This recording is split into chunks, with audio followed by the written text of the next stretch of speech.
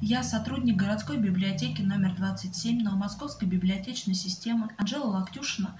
В рамках акции «Библионочь-2020» присоединяюсь к всероссийскому онлайн-марафону «75 слов победы». Говоря о литературе военного времени, нельзя не сказать о поэзии. Война доказала, что книга обладает удивительной силой. Она буквально помогала выжить. Сегодня я хочу вспомнить стихи Ольги Бергольц, которая для многих в страшные годы блокады стала олицетворением стойкости Ленинграда. Тысячи горожан собирались возле репродукторов для того, чтобы услышать ее стихи. Поэзия Ольги Бергольц заставляла обессилевших подниматься и идти вперед, помогала жить за гранью человеческих возможностей. Ее поразительные радиовыступления имели такую силу, что враги внесли ее в список людей, которые должны быть расстреляны сразу после взятия Ленинграда. Именно она успокаивала и вдохновляла, отогревала души и сердца.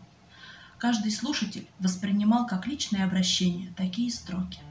«Я говорю с тобой под свист снарядов, угрюмым заревом озарена.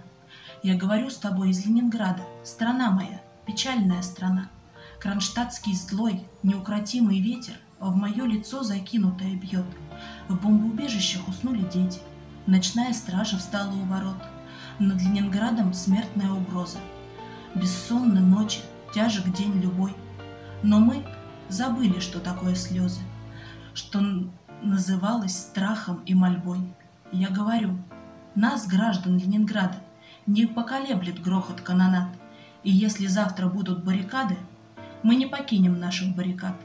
И женщины с бойцами встанут рядом, и дети нам патроны поднесут, и надо всеми нами зацветут старинные знамена Петрограда.